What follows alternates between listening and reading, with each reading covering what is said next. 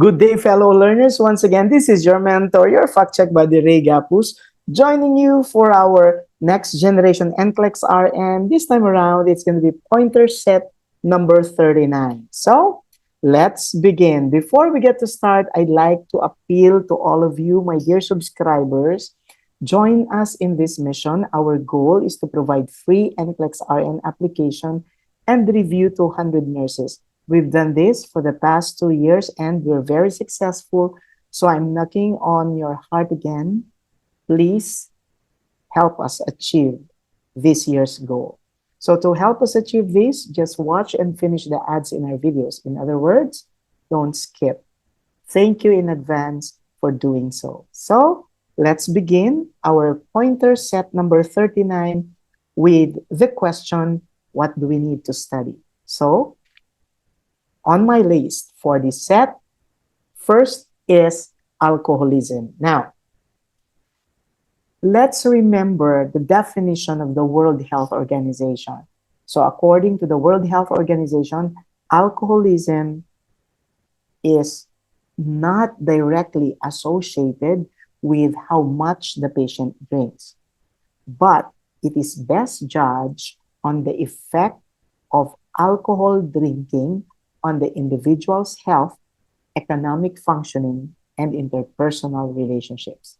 So, if we're going to differentiate excessive alcohol drinking from alcoholism, there's a very thin line. However, if the patient, for example, a male, have 5 or more drinks within 2 hours, that is considered unhealthy alcohol use. And for females, if they've had 4 or more drinks within 2 hours, that's also considered unhealthy use of alcohol. So when are they considered alcoholic? When they can no longer perform their function if they are not drunk, which simply means they are driving while drunk, they are swimming while drunk. So in essence, they cannot go on with some activities without feeling the need to drink. So an alcoholic patient, therefore, will have numerous attempts in their alcohol history that would tell us they tried to stop taking alcohol, but they just can't. That's the first step in the rehabilitation of the alcoholic client. They have to acknowledge that there is a problem. And that's what we call in mental health and psychiatric nursing as the development of insight. Okay? So if the alcoholic patient is denying that there's something wrong with them, it's difficult to rehabilitate that client.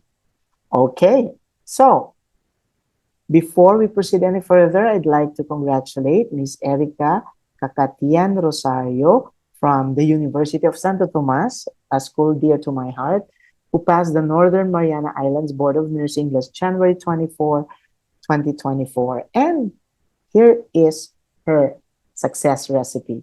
Aside from the support of my family, one of the biggest factors why I passed the exam was the Ray A. Gapuz review system. Thank you, Doc Ray, mentors, and to all the staff. Napakabait and accommodating niyo po lahat. Since day one online, comprehensive review to bootcamp, I trusted your system. That's why confident ako ay na-take yung exam. Baon ko po lahat ng concepts na tinuro nyo. My computer shut down after 85 questions. Medyo nakulangan pa ako because I mentally prepared myself to go over 85 questions talaga. So inisip ko baka hindi pasado. After 3 months of hard work and time and money, I got my result 2 days after my exam. PASS. She passed. Prayers plus hard work plus the Ray A. Gapuz review system, that's her success formula. Thank you again, RA Gapuz review system. Proud to be a Gapuz baby. Thank you very much, Erica Rosario. My heartfelt gratitude for your trust in our system. And we can only give it back to you by making sure that we will maintain the quality that you experience from our team. Thank you very much for the very kind words coming from a fellow Tomasian. So the next topic or concept on my list is actually your cretinism. Well, cretinism is congenital hypothyroidism. Primarily, this is due to deficiency of thyroid hormone, and this could be related to the lack of iodine in the mother's body during pregnancy. So, how would we know that the baby has cretinism? Well, a general characteristic would be that the baby will be described as a well behaved baby, the baby who seldom cries, the baby who always sleeps, the baby who will not exert effort to suck and feed from the mom. Okay?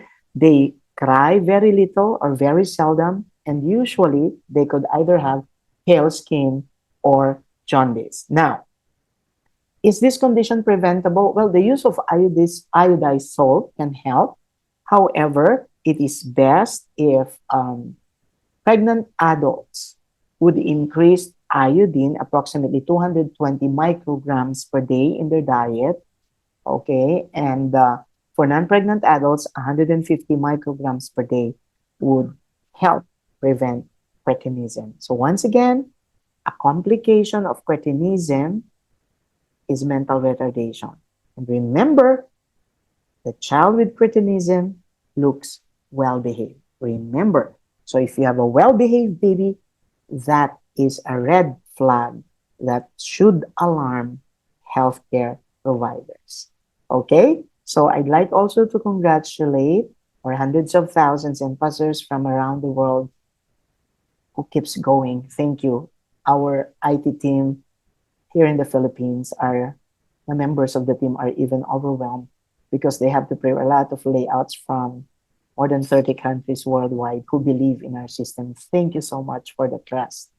Okay, and of course, last on my list for this set would be hyponatremia. Now, just like in a previous video where I shared concepts related to hypokalemia, hyponatremia may not necessarily be presented as an isolated condition. It could be presented in relation to SIADH, or your syndrome of inappropriate antidiuretic hormone secretion, in which, due to fluid retention, dilutional hyponatremia occurs.